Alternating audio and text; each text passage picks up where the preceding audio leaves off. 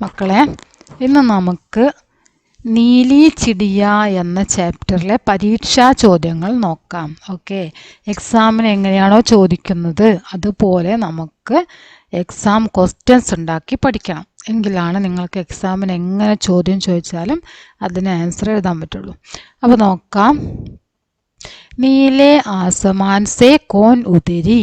നീലാകാശത്ത് നിന്ന്. കോൻ പറഞ്ഞ ആര്? കോൻ പറഞ്ഞ എന്താണ്? ആര്? നീലാകാശത്ത് നിന്ന് ഇറങ്ങി വന്നത് ആരാണ് എന്നാണ് ചോദ്യം. നീലി ചിടിയ. ആരാണ്? നീലി ചിടിയ. ചിടിയ കൈസേ ഗാത്തി ഹെ. കൈസേ പറഞ്ഞ എങ്ങനെ. കൈസേ പറഞ്ഞ എന്താണ്? എങ്ങനെ. കോൻ പറഞ്ഞ ആര്? കോൻ പറഞ്ഞാല് ആര്. കൈസേ എങ്ങനെ.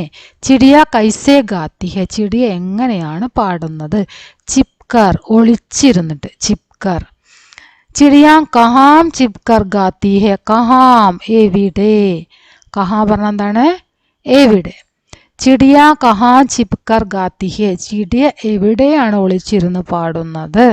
പത്തോമേ ഇലകളിൽ. പത്തോമേ ഇലകളിൽ. ചിടിയ കിസ്കെ പാസ് നഹീം ആത്തി ഹെ. ചിടിയ ആരുടെ അരികിലേക്കാണ് വരാത്തത്. കിസ്കെ പാസ്. ചിടിയ ആരുടെ അരികിലേക്കാണ് വരാതിരിക്കുന്നത്. ലോഗോങ്കെ പാസ്. ലോഗോങ്കെ പാസ്. ജനങ്ങളുടെ അടുത്തേക്ക്, ആളുകളുടെ അടുത്തേക്ക് അല്ലേ. ആളുകളുടെ അടുത്തേക്കാണ് ചിടിയ വരാതിരിക്കുന്നത്. എത്ര വിളിച്ചാലും ആളുകളുടെ സമീപത്തേക്ക് വരാത്ത പക്ഷി എന്ന് പറഞ്ഞില്ലേ.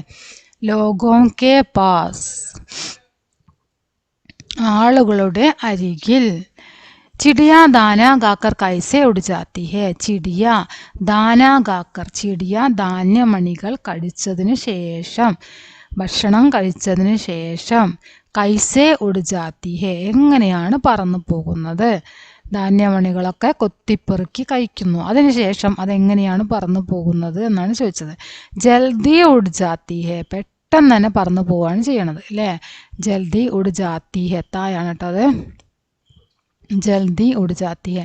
പെട്ടെന്ന് പറന്നു പോകുന്നു. എന്താണ്? ആളുകളുടെ ഒരു സമ്പർക്കം. ആളുകളുടെ അടുത്തേക്ക് വരാൻ അതിന് അത്ര താല്പര്യമില്ല അല്ലേ. അതിന് പേടിയാണ്. അതുകൊണ്ട് തന്നെ എന്ത് ചെയ്യും അത്?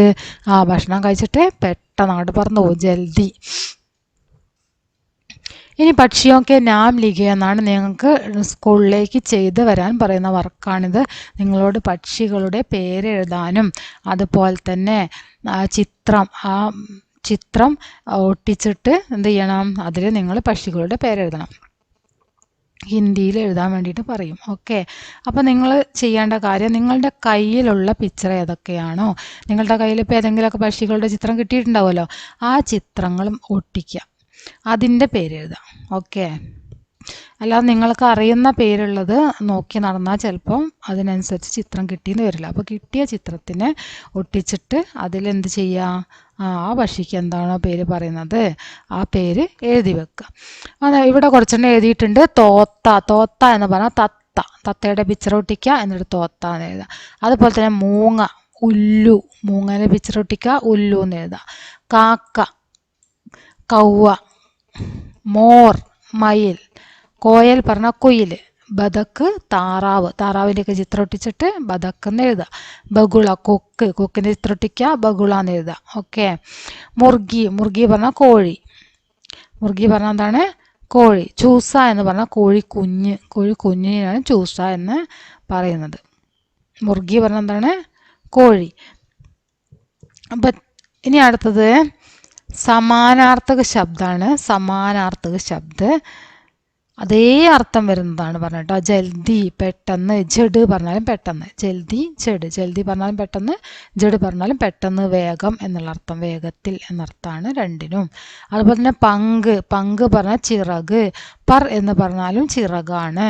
ഓക്കെ. ഡാലി. ഡാലി പറഞ്ഞാൽ മരക്കമ്പ്. ഫുൻഗി പറഞ്ഞാൽ എന്താണ്? മരക്കമ്പാണ്. പക്ഷി. പക്ഷി എന്ന് പറഞ്ഞാൽ ചിടിയ. ചിടിയ. രണ്ടും പക്ഷി തന്നെ. പക്ഷി എന്ന് പറഞ്ഞാൽ പക്ഷി തന്നെ. ചിടിയ എന്ന് പറഞ്ഞാൽ എന്താണ്? പക്ഷി. അനോക്ക. നിരാലി. അനോക്ക പറഞ്ഞാൽ വിചിത്രമായ. നിരാലി. നിരാലി പറഞ്ഞാൽ എന്താ അർത്ഥം? വിചിത്രമായ. ആകാശ്. ആകാശം. ആസമാൻ. ആസമാൻ പറഞ്ഞാൽ എന്താ? ആകാശം. ആകാശ് പറഞ്ഞാലും ആകാശമാണ്, ആസമാൻ പറഞ്ഞാലും ആകാശമാണ്. അടുത്തത് മിലാൻ കരയും എന്നാണ്. മിലാൻ കരയും. ചേരുംപടി ചേർക്കുക എന്ന് മലയാളത്തിൽ ഉണ്ടാവില്ലേ, മാച്ച് ചെയ്യാൻ വേണ്ടിയിട്ട്, അതാണ് പറഞ്ഞത് കേട്ടോ. നീലേ, ഇത് ശരിയായിട്ടാണ് എഴുതിയിരിക്കുന്നത്. ഇവിടെ ശരിയായിട്ടുള്ള ആൻസറാണ് എഴുതിയിരിക്കുന്നത്. നിങ്ങൾക്ക് എക്സാമിന് ചോദിക്കുമ്പോൾ ഇവിടെ നിങ്ങൾക്ക് ഈ സൈഡിലുള്ള തെറ്റിച്ചിട്ടാണ് തരിക. കാരണം നീലേ, അതുപോലെ തന്നെ ആസമാൻ, അതാണ് അതിൻ്റെ കറക്റ്റായിട്ടുള്ള ആൻസർ. പക്ഷേ നീല എന്നുള്ളിടത്ത് വേറെ എന്തെങ്കിലും തരും, ഇതിൻ്റെ താഴെ ജാനേ വാലി എന്നൊക്കെ തരും. അങ്ങനെയൊക്കെ തന്നു കഴിഞ്ഞാൽ അത് ഏതാണോ കറക്റ്റ് അത് നോക്കി നിങ്ങൾ ചെയ്യണം. അതിൻ്റെ ശരിയാണ് ഞാനിപ്പോൾ ഇവിടെ എഴുതിയത് കേട്ടോ. നീലേ, നീലേ പറഞ്ഞാൽ നീലേ എന്ന് പറഞ്ഞാൽ ആസമാൻ, അതായത് നീല ആകാശം എന്ന് പറയുന്നുണ്ടല്ലോ, അതാണ് നീലേ ആസമാൻ. നിരാലി, നിരാലി പറഞ്ഞാൽ വിചിത്രമായ ചിടിയ, പക്ഷി, വിചിത്രമായ പക്ഷി എന്നാണ് ഇതിൽ പറയുന്നത്. നീലേ ആസമാൻ, അതുപോലെ തന്നെ നിരാലി ചിടിയ. അതുപോലെ തന്നെ ഉടുക്കർ, ഉടുക്കർ ജാനേ വാലി എന്നാണ് പറയുന്നത്. ഉടുക്കർ ജാനേ വാലി, ഉടുക്കർ ജാനേ വാലി. ചിബ്കർ ഗാനേ വാലി, ഒളിച്ചിരുന്ന് പാടുന്ന, ചിബ്കർ ഗാനേ വാലി. ചിബ്കർ എന്താണ്? ഗാനേ വാലി. ദാന ഗാനേ വാലി, ദാന ഗാനേ വാലി. രണ്ട് ഗാനയും തമ്മിൽ വ്യത്യാസമുണ്ട് അല്ലേ? ഈ ഗാന എന്ന് പറഞ്ഞാൽ പാടുക എന്നുള്ള അർത്ഥമാണ്. ഇവിടെ തന്നിരിക്കുന്ന ഗാന പറഞ്ഞാൽ കഴിക്കുക, ഭക്ഷണമൊക്കെ കഴിക്കുക എന്നുള്ള അർത്ഥമാണ്. ഓക്കെ. ഗാത്തി ഉടനെ വാലി, ഗാത്തി ഉടനെ വാലി. ഉടുത്തി ഗാനേ വാലി, गाती उड़ने वाली, उड़ती गाने वाली.